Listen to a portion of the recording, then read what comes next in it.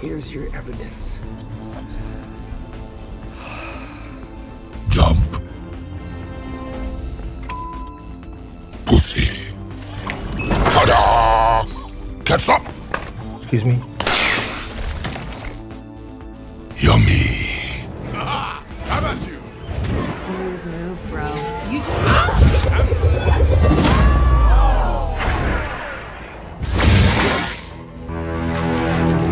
This Organized Chaos podcast is brought to you by Gems Art Studio.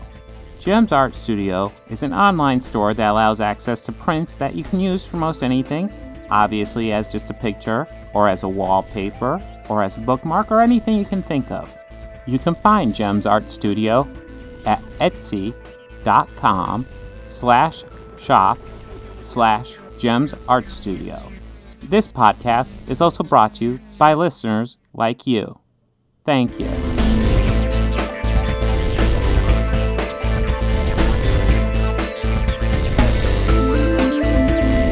But yes, I think now we have time for the sequel.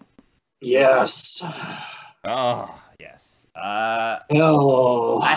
I would actually say I probably enjoyed this more, although I don't know if I would say it's technically a better movie, because in a lot of ways it's worse. Yeah. But it's probably more entertaining. It definitely was more entertaining. Yes. Woody Harrelson is great in this. Yeah.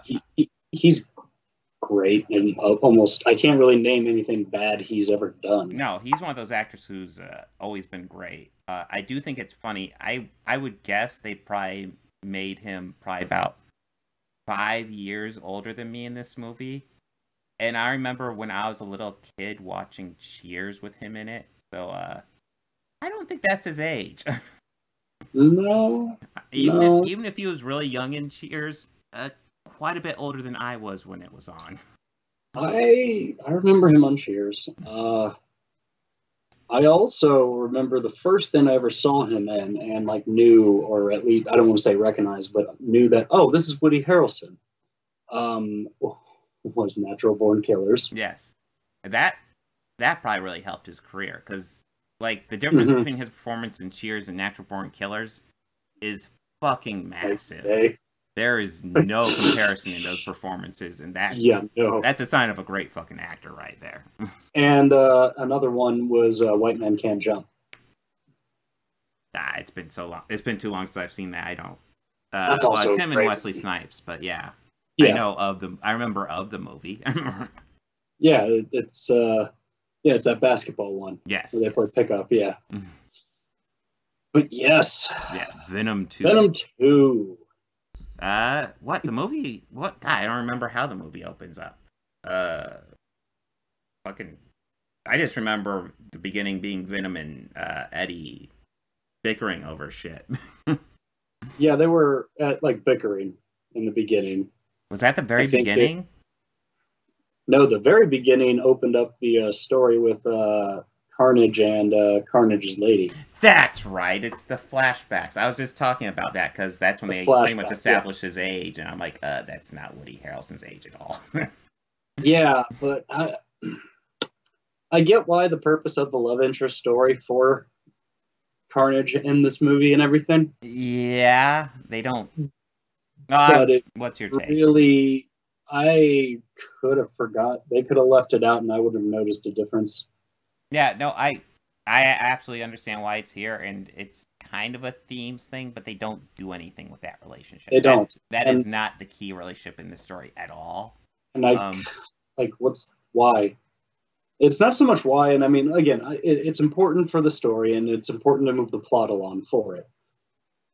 But they really didn't utilize it at all, or at least as much as they should have. One thing I definitely want to bring up is, Carnage at this point doesn't have any powers. He's just Cletus Cassidy. But he has a girlfriend who has screaming powers. And it's, of course, established that the symbiotes are weak to sonic sounds. So I see this and I'm like, oh, well, obviously that's going to play a huge role. And it doesn't. Not really. No, like, there's a little bit... It's a footnote. It's a little bit, but it's kind of waved off, and then she's fucking dead. But we're jumping ahead quite a bit. Yeah, it's their backstory, and then I believe it's Eddie and Venom kind of bickering. Yes, they're bickering, I think they're at the police station with the guy who I thought was not Donnie Osmond, Donnie Wahlberg. I could have sworn he was Donnie Wahlberg, and then I saw him. I was like, funny oh, you said no. that. But It's so funny you said that because I made a note on my phone while I was watching it to call him not a Wahlberg. Yeah, I think you might have sent me a text on it, but yeah, I was just, I thought the exact same thing. No, I think I said it in the video, like not Wahlberg. Yeah, Officer not Wahlberg. No, he looks like I could have sworn he was Donnie Wahlberg. And then all of a sudden they do a couple close-ups, and I was like, oh yeah, no, it doesn't look quite right. Wait, but if it was him, fuck. It's that guy who I will always remember from Freddy vs. Jason. Oh god, I don't even remember that. But he was I believe he was one of the crazy kids, but I know him from like a lot of different. Like I know him from Boardwalk Empire. Yeah. He was also in something else. I think that's also that actor. Mm-hmm. He was also in Snatch. He was Tommy. Oh. Well, I looked up his name. His name is not Wahlberg. So yeah. I knew it. Answered. Fuck yeah. But yes. That's right. They're talking because Carnage, or I should just call him Cletus at this point because it's not Carnage. It's really Carnage. It's maybe a bit more Carnage than comic book Carnage than Venom and Eddie, but they definitely fuck with it a bit. But anyways, Cletus Cassidy wants to talk to Eddie again. Then he just gives him kind of like a nowhere message, as I recall, and it's like, but Venom wants to look at in his room because Venom can remember all the pictures and shit like that. Yeah. And then there's that whole scene where he draws it out later. Which is kind of fucking boss. Yeah, and draws it out, and then they're able to use that to find all these bodies of people Cletus killed. Yeah. Okay. Essentially, yeah. It's not the story Cletus called him there to do, but he definitely got a story. Strangely, Eddie again proves himself to be a strangely competent reporter. Again, proving this is not comic book Eddie Brock. Yeah, proving that this is a whole new Eddie Brock. Yeah. Together. I guess it's consistent with the movie, at least. Oh, yeah, absolutely. But what? Like, Cletus gets mad at him, so he asks Eddie to come back. He comes back. He sets up a tape recorder, and I remember when he set that up, I was like, oh, when he goes to grab it, something's going to happen. That's where we get the symbiote transfer. Totally. And it's not. Totally. As I recall, he doesn't even get the tape recorder back. Something happens, Eddie leaves, and then Cletus somehow grabs him and bites him. I don't remember the exact setup. Well, they had it set up. Cletus was egging him on, egging Eddie on. Yeah. And Venom was getting pissed off. Venom, He's that's like, right. Fuck this guy. Yeah. Fuck this guy. And he came out of his chest, and he tried to stop him. Mm-hmm. And he threw him against the wall, and it pulled Eddie towards the fence, and there was the scuffle. And that's when Cletus bit him on the arm. And then Cletus is like, I've tasted blood before. Mm-hmm. That's not blood. And he sees it like kind of reaching out to him. So he licks his finger and Carnage. Yeah. Yeah, we get that little like hint in the blood. And I'm not going to lie. Going back a bit, like when I first saw that they were going to release a Venom 2 with Carnage, I'm like, well, Venom 1 sucked.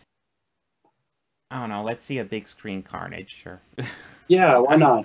Why not? Let's jump the shark. Let's jump the shark. Sure. Yeah, let's go for it. Let's jump the shark. Fuck yeah. So they attempt to that's the thing. They attempt to execute Cletus Cassidy, and they may make a point that he's the first execution in California in however long, and they changed the rules just so they could fucking execute him. Oh, I missed that. Yeah, no, they made a decent deal about that. How do I remember that? It was like 5 days when I saw this. This movie's almost out of my memory at this point. I must have missed that. Well, my experience was weird. my going experience to the cinema was weird. Mm. But we'll get into that. Yeah, help me remember. We will get to that. Yeah. But yeah, so he has Venom, and they try to kill him, and that's when the symbiote takes over, breaks him out. He does this whirlwind fucking thing, and he kills a lot of people, and he breaks out. It's like, okay, cool. And throughout the movie, we do get these cutaways of Carnage randomly killing people. He does eventually break his girlfriend out. God, there is not much to this story, is there, at this point? He breaks the girlfriend out. They do some mayhem.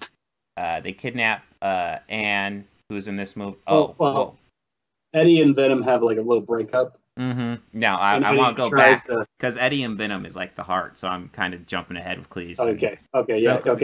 Cleese gets his girlfriend. They go to this church. They kidnap Anne. But going back, we get Eddie and Venom, and I'm just going to go over what happens between these two because it's kind of awesome. Throughout the movie, these two are bickering. They're one moment I do love is how Venom's saying, "Hey, I need to eat," and Eddie's like, "Mrs. Chen's not getting enough chocolate, so you just gotta hold off. And I got these 2 chickens for you." And Venom's instantly like, "You want me to eat Sonny and Cher? What type of monster are you?" They are inseparable. And I kind of love that. That was kind of awesome. I laughed really loud at that. Like that got a big pop out of me. Give me some humans to eat. I don't want to eat Sonny and Cher. They're adorable. It was more the tonation in the actor's voice. Was that actually Tom Hardy? Yeah, no, it's Tom Hardy voicing Venom, and it's obviously with like a lot of voice effects. Modulator, but yeah, he plays both. That's okay. But anyways, these two are bickering. They do some fighting. Eventually, they have a separate. You could call it a breakup. Well, real quick before we go into their breakup, Eddie set up a tire for Venom to chew on in the living room of that apartment. That's right. Yeah. How he goes up and he's griping about it because he's separate and he's just chewing and gnawing on this tire. That I also thought was hilarious. Yeah. I was like, he got it. It's like he has a chew toy. But yeah, of course, in Venom style, they're doing this breakup, and Venom is apparently like jumping host to host because he kind of has to, but he is apparently killing them as he goes through. So you know, Venom style right there. Yeah, absolutely. But I think the best part was when after he jumps out the window. Well, there's shit getting thrown out, and somebody passing on the street's like, "Hey, keep it down up there." Yes. Oh God. Goes up, and then he just hears his motorcycle getting destroyed. Yes. Oh yes, one thing about Eddie in his motorcycle, he will ride a wheelie anywhere in San Francisco. That is how Eddie Brock gets from point A to point B. Yes. I'm convinced. Wheelies. That is how he rolls. Fucking rolls, man. So yeah, these guys are separated. Venom goes to a party, and I kind of sworn he took over the body of a woman, but unlike in the previous movie, and I think even this one for a bit, like when he took over Anne, there's almost like the feminized Venom version, but when he takes over a woman at this party, it's like normal Venom. Still there? Shit.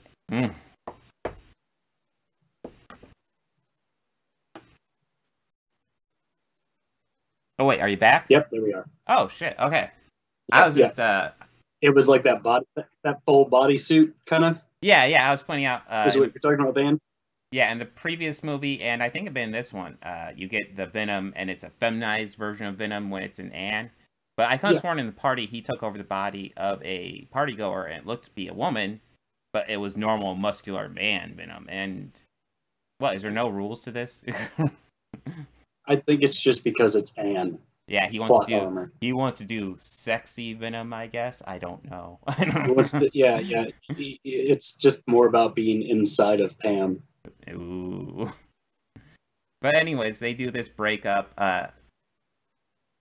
What happens? Eddie gets detained somehow. I don't remember how. Yeah, I think those That's right. Don't the cops arrest him for something? They're holding him for something. The cops yes. arrest him. Not Wahlberg they hold arrest him him for something. Yes. Yeah, not Wahlberg arrested him for not eating at Wahlburgers. Eat some Wahlburgers, motherfucker. Everyone is lick tested by my brother Mark. God damn it. But Lick test. Could I pass this food off as my own? there you go. Yeah, he's getting held. So and Carnage is doing his Carnage thing throughout the city, and talks to Eddie about and she realizes Venom's not there, so she goes to track down Venom, who has made his way to Mrs. Chen, which is kind of fun. Venom and Mrs. Chen totally have kind of a relationship. A very sweet and caring relationship. Strangely he's sweet. Inside of a drunk guy. Yeah. Falls over, and she just hears him like, the guy's not responding. She takes a good look and says, "Venom, is that you?" And he comes out, and he's just, "I'm so sad." Yeah, he's just kind of dribbling out. It's kind of like, "Aww." But of course, the dude's dead, so it's like, okay. And he just takes over her body, and then later we get to see that sharp wit of Venom in her, which I'm pretty much convinced she was the superior being. Maybe. But yeah, it goes from Mrs. Chen and finds Venom with Mrs. Chen. So it jumps. Fuck you, Dr. Dan. Yeah, she has to convince. She has to convince Venom to jump over to her, and then there's this scene that I kind of love between Anne and Venom and Eddie, where Eddie has to apologize to Venom. And this is the moment where I realize exactly what the fuck movie I'm watching. This is legit a romantic comedy between Eddie and Venom. Yeah. That's all this fucking movie is. It's like they... I want to say they want to play the Cletus and I want to say maybe Frances, the girlfriend he was with. They kind of almost want to play that one as well, but they don't really do anything with it. It's just kind of existent. And I feel like it's meant to kind of parallel the Venom-Eddie relationship, but it just falls into the background. It really does. And that's actually something that kind of bothered me a little bit about it. It's just like, why introduce the character if they're really not going to have any purpose? Mm-hmm. Even when the potential is clearly there for it. Potentially, yeah. Well, the whole character of Cletus's girlfriend is, I don't get, like, it's obvious. I think they wrote her in there with the intent of like having her cause serious symbiote damage. I assumed, actually watching this, that she would be the one to kill Carnage. When they establish her power, it's like, oh, so she's gonna kill Carnage. To their credit, they didn't take that obvious route. To their discredit, why the fuck was she even there? She didn't actually do anything in the movie. Yeah, seriously. She occasionally screams. Essentially, she screams once when he's Carnage, and he says, "Don't do that," and that's about the end of the issues. Mm-hmm. But yet, then they decide to do that same thing again. Yeah. And then Carnage tries to attack her. Yeah, and and you assume, oh shit's gonna go down, and never does. Never does. And it doesn't. And it's interesting. Yeah, that's it. But what? They eventually kidnap Anne. One point, Yeah. Oh, I was gonna get to like the big fight at the end. That's where I'm getting to as well. Yeah, they kidnap Anne. Where fucking maximum carnage. Yes. Oh, that was so sweet to see it on the big screen. Well, it was awesome. Yeah, they're at the church. Yeah. They do a wedding. Anne's like in this guy, I can't even think what it's called, coffin. She's in a coffin in the background. Yeah. And Eddie pops up, and this is one thing that drove me nuts. Why Carnage? They established that Carnage is more powerful than Venom, which is true in the comic books as well. But why is fucking infuriating. In the comic books, it was established that Carnage was more powerful than Venom, is because Cletus and Carnage were like a perfect match. They don't even go by we, they go by I. Yeah. And here, he's more powerful than Venom because he's a red one. because he's a red one. Yes, they actually. Which, honestly, Venom's realization was that, fuck that, it's a red one. Never fucking seen one. Yeah, it's like. I laughed at that. Yeah, it's like, I assume they're going to elaborate on it, but no, that's just it. He's a red one. Fuck that. Oh, Wow, fuck, a he's red one? Yes. Yeah, one thing I wanted to point out was how, like, you can tell he's kind of red, but it's so dark, sometimes you can't tell he's red. Yeah. It's weird how they did the animation. Venom, like, the whole color scale in these villains in these movies is super fucking dark, and I assume they're probably doing that because it's cheaper on the CGI, but yeah. Oh, more than likely that's why. Yeah, they could do some really colorful stuff. I mean, I just had to watch. I just watched Guardians 2 not that long ago, and that is so bright and fucking colorful. So saturated. Yeah, they couldn't do anything like that here, apparently. Well, and I kind of felt like there was a contrast between like the first Wonder Woman and Wonder Woman 84 that was like that. Like bleak, dark, and depressing was the first one, and the second one was very bright, rich, and colorful. Oh yeah, there's very much that difference between those two. Yeah. But yeah, one thing that definitely happened was, and I actually thought it won't be the end, but Cletus's girlfriend falls. They're fighting, and they end up on a couple stories up. The girlfriend falls, and a bell lands on her. And just because I'm used to movies, I actually assumed at some point that bell would get removed and she'd still be alive. But she's dead. she would have somehow she crawled up at the last second and she survived. Like ex machina her way out of that situation. Yeah. It's movies. Like, if you don't see like a splattered body, they're not dead. But I guess in this case, I'm not gonna lie. I totally was half expecting her to yell again. Yeah. And the bell to pop up and land on something Carnage. Like that. Yeah. And not only that, take out some metal piping too. Yeah. Land all around Carnage, and then I was gonna be like, I know where this is going. I totally know where this is going, because honestly, the whole time I was waiting for that to happen in the church. Yes. I felt like it was gonna happen, and I was just waiting for it to happen. Well, but it didn't. I will say, when it comes to this final fight, this movie throws all types of curveballs. Probably not the best curveballs to throw, but hey, why not? Are you there? Yeah. Oh, okay. It's just stretching. But yeah, I don't hate. I don't want to say I don't hate either of these movies.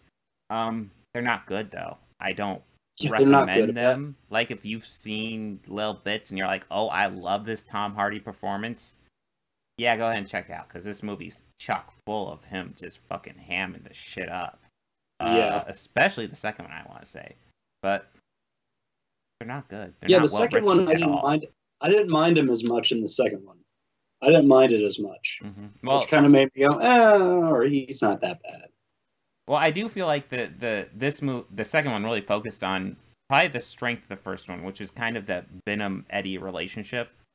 Not based on the comic books at all, but like their relationship is kind of entertaining, and the second one really just went all in on that. Ooh, we're frozen again. Son of a bitch.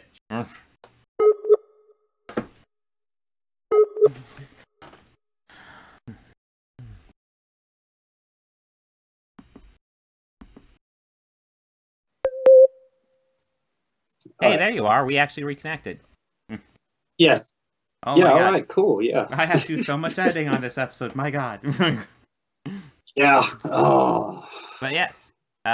You want any final thoughts on Venom, Let There Be Carnage? Not bad. Yeah. Again, I didn't like you. I didn't really hate this movie entirely. I didn't hate it. It was all right. Mm-hmm. Just kind of meh. Like, just could have been better. Mm-hmm. It could have also been a lot fucking worse.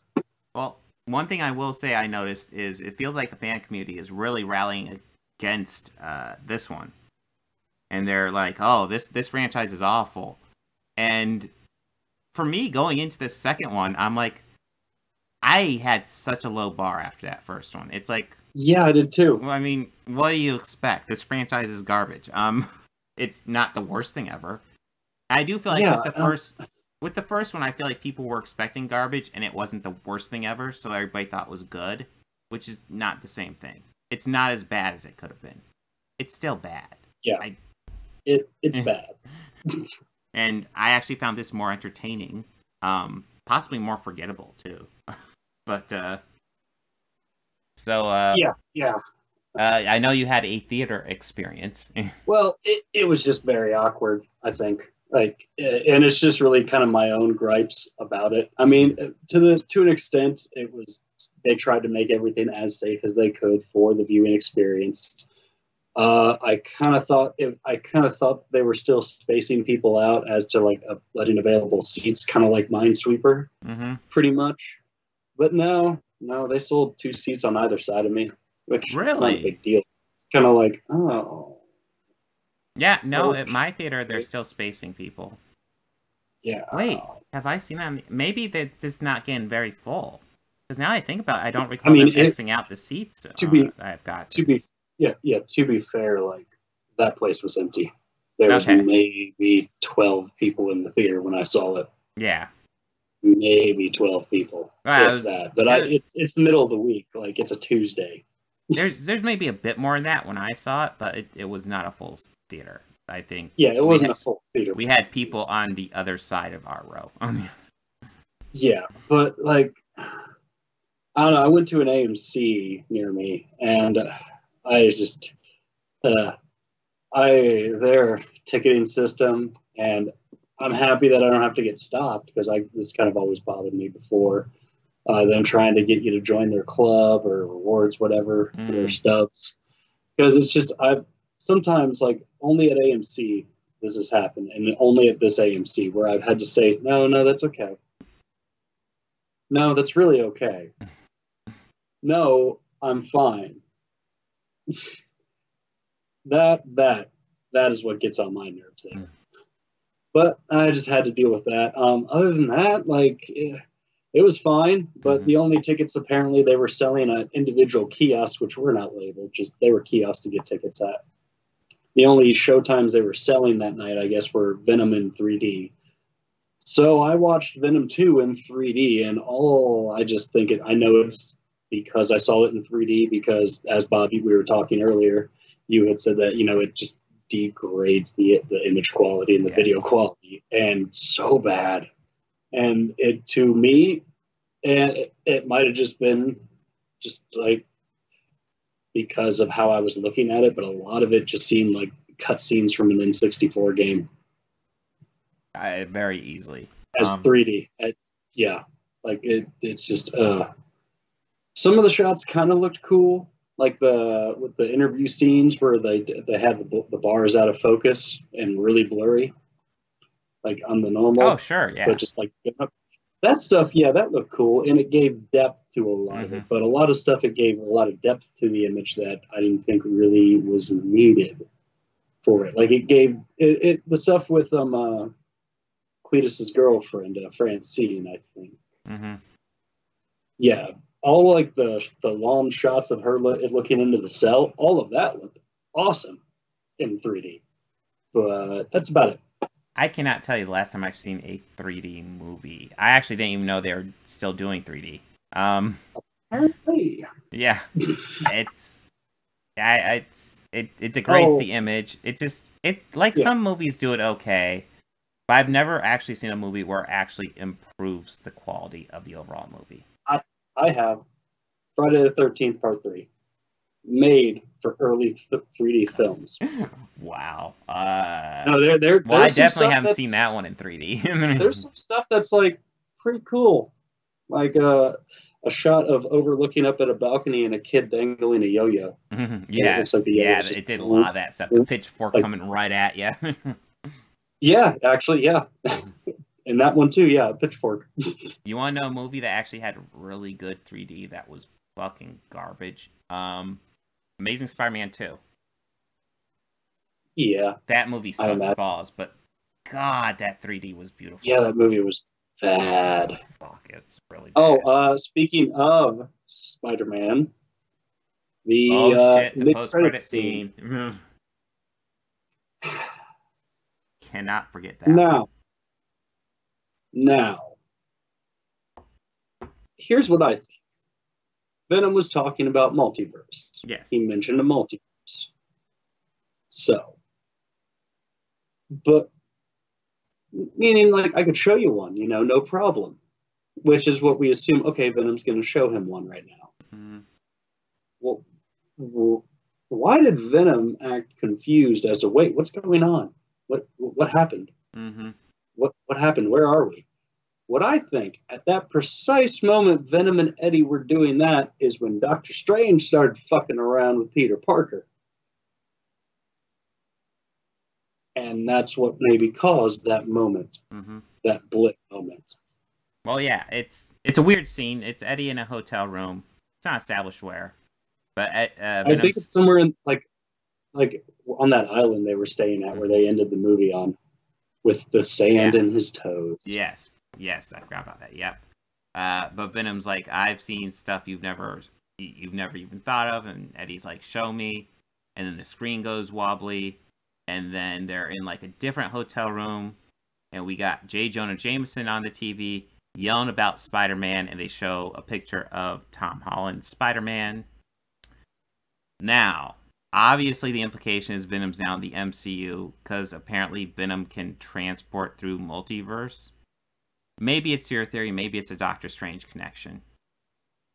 I will have to say, if it is connected, we'll get to my theory later. If it is connected, I'm not particularly excited for the connection, because this Venom has nothing to do with Spider-Man. So, what does Spider-Man have to do with anything? Well, I don't know, but you did see the way that in the scene too, Venom will go up to the screen and just say him, and will lick Tom Holland's face in proxy to the screen, which I was like, kind of weird, but all right. Yeah, well, there's no history between the characters in this universe, so no reason. I mean, the only mention of anywhere geographically close would have been in the first film, where they just said, Eddie, you run out of New York. Okay, he was ran out of New York. Yeah. We gonna get back to that, or no? Okay. I'm gonna tell you my personal theory now. I think, as part of the current Sony Marvel deal, Marvel still doesn't want Venom in the universe, but they're going to allow Venom to drop all the MCU references they want. So I do not think this is an actual crossover. What I think this is Sony going as far as they can to say Venom's in the MCU, just to get fans talking. That is literally all I think this scene is. Okay. Like I said, it's not the exciting theory, but I think that's what this is. I think it's a good one, though. It is a good one, and it also could just be, in that case, to play devil's advocate to you. Maybe it's Sony baiting Marvel and Disney to be like, so how loose you want to play with this? If we can make references, what sort of references? Maybe pushing it as hard as they can. Absolutely. Like, I'm talking maybe like potential spoilers as well. Maybe. Yes. We'll see. But yeah, I will say, I should be excited to see Venom in the MCU, but I don't care, because these are bad movies. Yeah. Well, I mean, it's not like the worst comic movie. It's one of the bad ones, and there are a lot of bad ones. And unfortunately, early days pre-MCU, Marvel was responsible for a lot of the stinkers. Oh yeah, Howard the Duck. Like, hey, that's a fucking classic. Oh sure.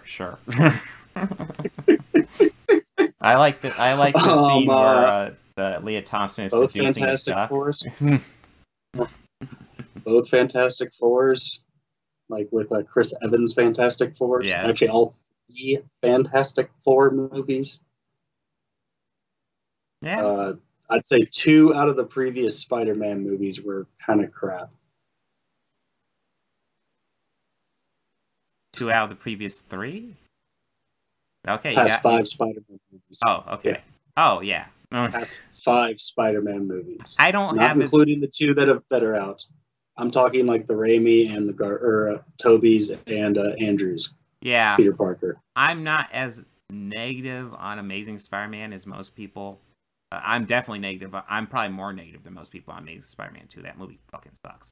No, that movie, Spider-Man no, 1 full agreement is once. weak. Yeah. I don't even know if I'd go so far as say I dislike it. It's not great. It's I didn't like the liberty they took with Peter. Yeah, well, I didn't like that's the one of the biggest issues. Peter, first off, Peter was weird in that movie.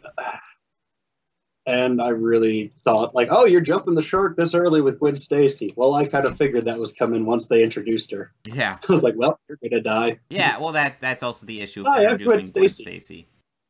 Yeah, you're gonna die. Yeah, everybody knows she's gotta die. Mm-hmm. But who knows? Will Venom play a role in the MCU? Yes. Part of me almost hopes he doesn't. I'll be blunt. Maybe with Deadpool. It would work with Deadpool. Maybe. I don't know. Here's the thing I'll say. Like, pretty much all the MCU characters, more or less, especially the popular characters, are true to the spirit of the comics. They're not comics accurate at all, but they're true to a lot of the spirit of the comic. And that's not this Venom at all. Like, not remotely. No. So, seeing Tom Hardy Venom fight Tom Holland Spider-Man, I don't really care. I don't. Kind of cool, but I would have rather had the whole Venom Spider-Man Carnage. Yes, yeah, that's also something I thought about. It's like, but Carnage is very much dead at the end of this movie. Oh yeah, he's fucking dead. Yeah, he's nicely eaten. Well, Cletus is also dead as shit too. Yeah. So yeah, there's no Carnage to fight. Like, that's what, like, I remember reading the comic books and having these fights where Spider-Man and Venom would team up.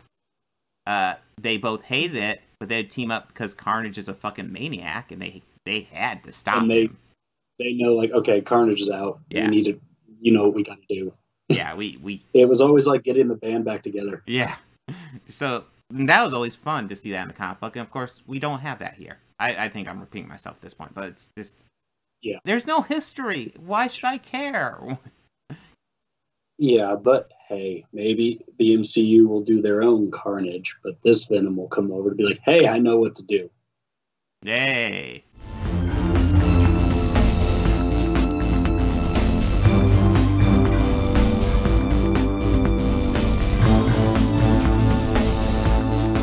I want to go ahead and add some audio credits at the end here. The theme music you're hearing at the beginning and end of this podcast was written and performed by George Johnson, a very good friend of mine. And my current Patreons are Fel Martins, David Lara, and Lindsay Pankhurst. If you'd like to become a patron, go ahead and follow the link down below. Anything you can provide would be incredibly helpful to this channel. We're barely limping by right now. I'd love to make this my full-time job, but I'm miles away from that right now. So any help you could provide, just $1 a month would be amazing. You know you want to. All your friends are doing it.